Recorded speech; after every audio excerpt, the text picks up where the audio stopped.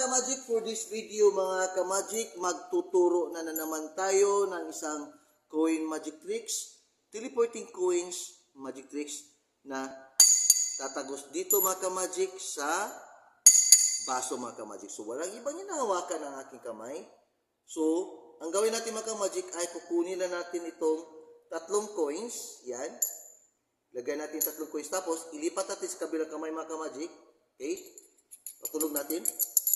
Okay? Tapos mga ka-magic, ang gawin natin mga ka-magic ay gagamitin natin itong baso kung paano natin ipatatagos itong coins mga ka-magic. Okay mga ka-magic?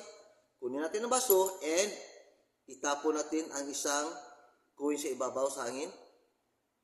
Hop! And saluin natin mga ka-magic, hanapin natin and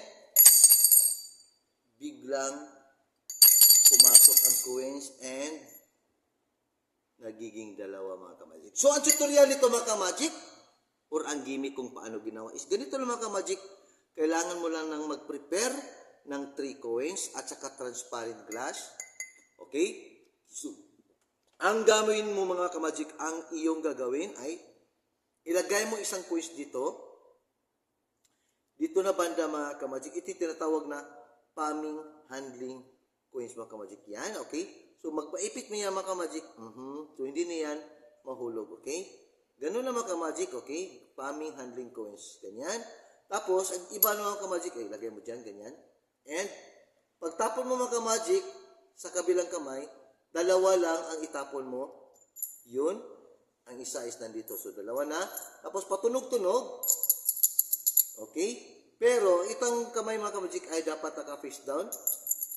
Saka mo na iangat. Kukunin ang baso. Dito ka hahawak mga ka-magic siya sa baso. Ganyan.